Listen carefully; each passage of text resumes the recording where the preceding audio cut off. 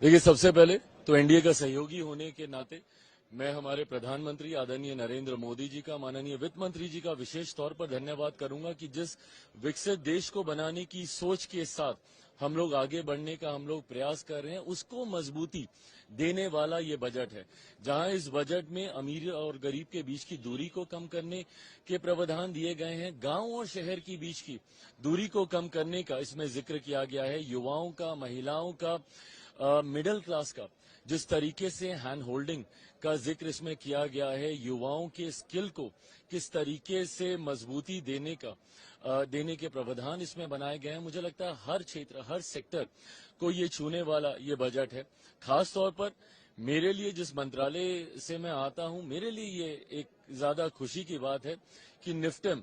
का एक लंबे समय से हम लोगों की मांग रही थी। अभी सिर्फ निफ्टेम के 2 ही इंस्टीट्यूट थे, हम लोग लंबे समय से चाहते थे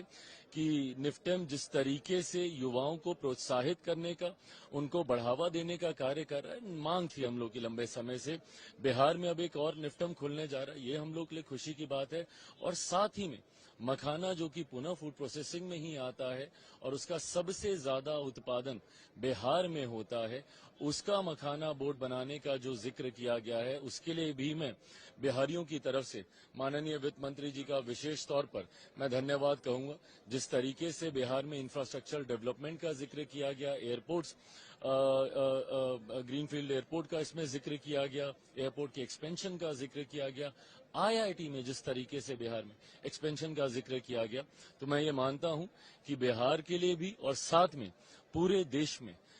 जिस तरीके से अपेक्षा, इवन अगर आप टैक्सेशन में भी देखें, टैक्स सेक्टर में भी अगर आप देखें, जिस तरीके से नए टैक्स स्लैब्स ने ज्यादा कमाई हर व्यक्ति के हाथ में बचे, इस सोच के साथ इन स्लैब्स को तैयार किया गया है, तो मैं मानता हूं कि ओवरऑल ये एक बहुत ही खूबसूरत और मजबूत बजट है।